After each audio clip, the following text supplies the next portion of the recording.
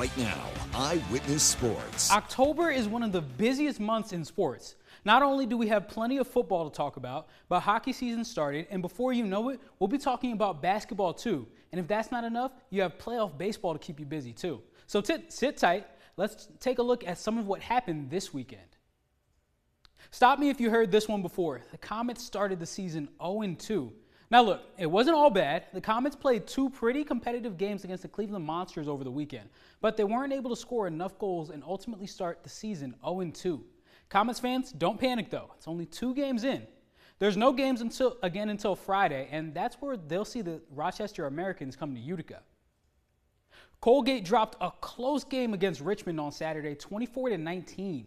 Things went wrong pretty early when on their second offensive play, standout wide receiver Trayvon Saunders went down with a left leg injury.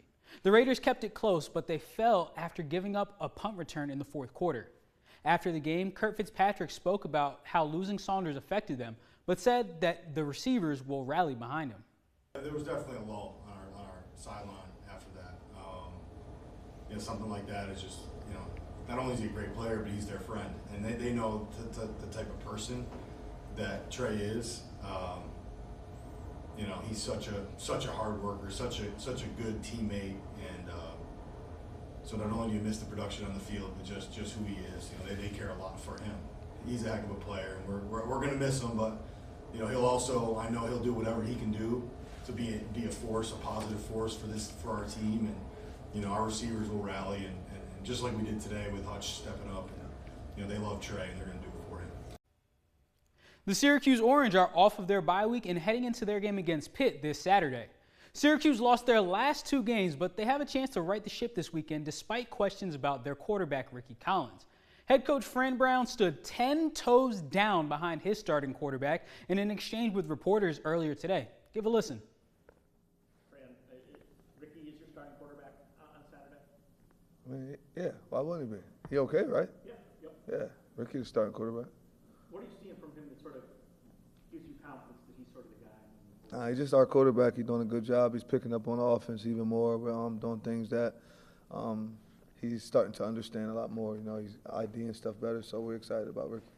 And does preserving Luke Carney's red shirt factor into whether you would look for a start? Ricky, our quarterback. We're sticking with Ricky. I want to make sure you understand that, Chris. Ricky Collins is our quarterback. We want to stick with Ricky. When something else happens, you'll be the first to see it if you're watching the game, if we had to put him in. But Ricky Collins is our quarterback. We want to stick with Ricky, and everyone else is going to back Ricky up until that time comes for them.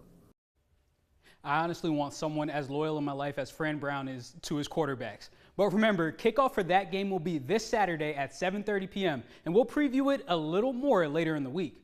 And before we go, the Buffalo Bills faced a test in the Atlanta Falcons tonight. The Bills were looking to rebound after their loss to the New England Patriots on Sunday Night Football last week, while the Falcons, they came off a bye week after beating the Commanders 2 weeks ago. I'll have highlights and sound from after the game for you tomorrow.